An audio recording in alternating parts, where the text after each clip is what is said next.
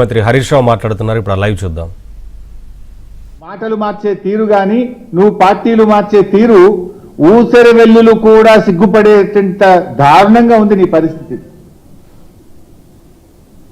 అరే నీ నోటితోనే సోనియా గాంధీని దేవత అంటివి, నీ నోటితోనే బలిదేవత అన్న రకం కదా నువ్వు. మొక్కాల నీ నోటికి. బలిదేవత అన్నది నువ్వే, దేవత అన్నది నువ్వే. రేపు ఇంకేమంటావు ఆమెను? అసలు నీకు స్టాండ్ ఉందా? నీకు ఒక సిద్ధాంతం ఉందా? నీకు ఒక పద్ధతి ఉన్నదా రేవంత్ రెడ్డి? నీకు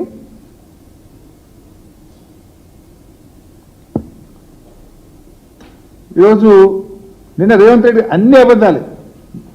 కాళేశ్వరం లేకుండానే ఈ రాష్ట్రం అట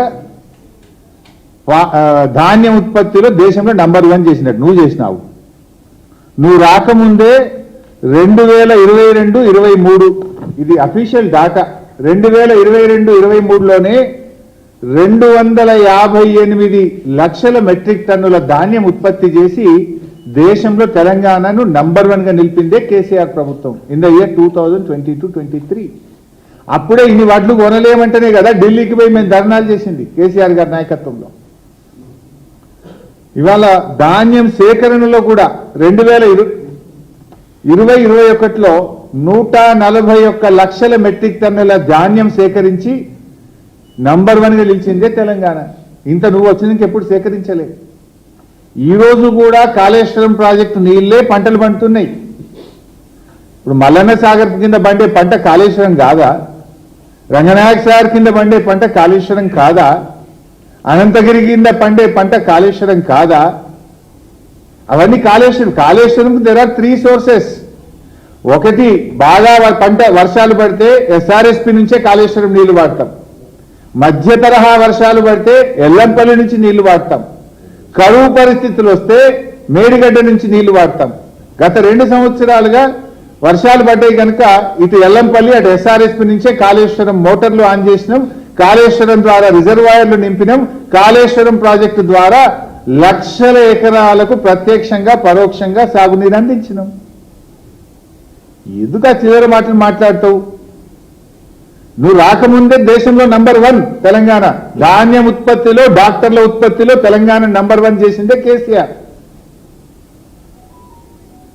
ఇవాళ ఇక ఉత్తమ్ కుమార్ రెడ్డి గారు ఇక అంటే బాధపడతారేమో కానీ ఆయన వెంకట కేసీఆర్ గారు కాళేశ్వరం మీద అసెంబ్లీలో ప్రజెంటేషన్ పెడితే నేను ప్రిపేర్ అయ్యి రాలేదు అని అసెంబ్లీకి వెళ్ళి లేచిపోయాడు. నువ్వు 2 ఏళ్ళు అయింది నీటిపారుదల శాఖ మంత్రి, ఇప్పుడన్నా ప్రిపేర్ అయ్యిరా. ఏంది ఆ ప్రెస్ మీట్లు ఏంది? ఆ ప్రిపేర్ కాకుండా ప్రెస్ మీట్లకు వస్తే నీ పరువు పోతుంది, ఆ ప్రభుత్వం పరువు పోతుంది, రాష్ట్ర పరువు పోతుంది కదా. నేను ప్రిపేర్ చేస్తున్న అధికారులు కూడా మరి సరిగా ప్రిపేర్ చేస్తలేరా? నువ్వు సరిగా ప్రిపేర్ అవుతలేవా? నాకైతే అర్థమైతలేదు. సగం సగం చదువుతాడు, సగం సగం చెప్తాడు. పురాగా చదువుడు, పురాగా చెప్పాడు. ఇప్పుడు పాలమూరు డిపిఆర్ 2023లో వాపసు వచ్చింది అని నిన్న ఉత్తమ్ కుమార్ రెడ్డి గారు మాట్లాడిండ్రు. మరి డిపిఆర్ వాపసు వస్తే ఈ పర్మిషన్లు ఎట్లా వచ్చినాయండి? డిపిఆర్ వాపసు వస్తే ఈ పర్మిషన్లు ఎట్లా వచ్చినాయి?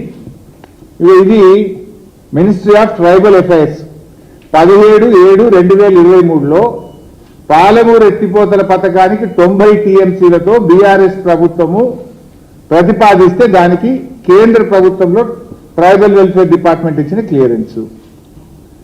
ఇది ministry of environment and forest and climate change.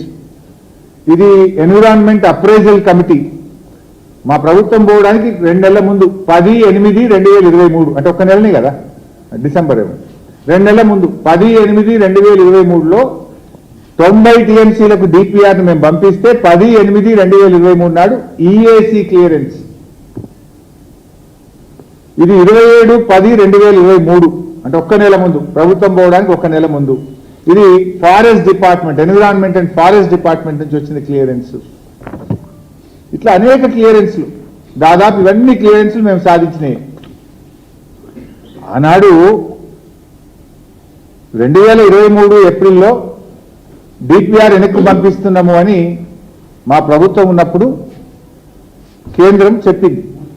చెప్పిన వెంటనే 2 రోజుల లోపలనే ఆనాటి మా ఇరిగేషన్ సెక్రటరీ రజత్ కుమార్ గారు లేఖ రాసి ఢిల్లీకి పోయి మీరు వెనక్కు పంపొద్దు అని ఒత్తిడి పెంచి పోరాడి కేసీఆర్ గారు స్వయంగా నీటిపారుదల మంత్రితో మాట్లాడి ఆ డిపిఆర్ యొక్క ఈ ప్రాసెసింగ్ కంటిన్యూ చేసినాం, అనుమతులు సాధించినాం. మేము ఎన్ని అనుమతులు సాధించినాము? పాలమూరు రంగారెడ్డికి 7 అనుమతులు బీఆర్ఎస్ ప్రభుత్వం సాధించింది.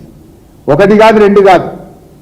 ఫారెస్ట్ డిపార్ట్మెంట్లో ముందు ఫస్ట్ క్లియరెన్స్ ఉంటుంది, ఫైనల్ క్లియరెన్స్ ఉంటుంది. ఫారెస్ట్ డిపార్ట్మెంట్ క్లియరెన్స్ తెచ్చుకున్నాం, సిఈఏ అనుమతి తెచ్చుకున్నాం, అదేవిధంగా సిఎస్ఎంఆర్ఎస్ అనుమతి తెచ్చుకున్నాం, మోటా అనుమతి తెచ్చుకున్నాం, సిజిడబ్ల్యూఎంబి అనుమతి తెచ్చుకున్నాం, ఈఏసి అనుమతి తెచ్చుకున్నాం.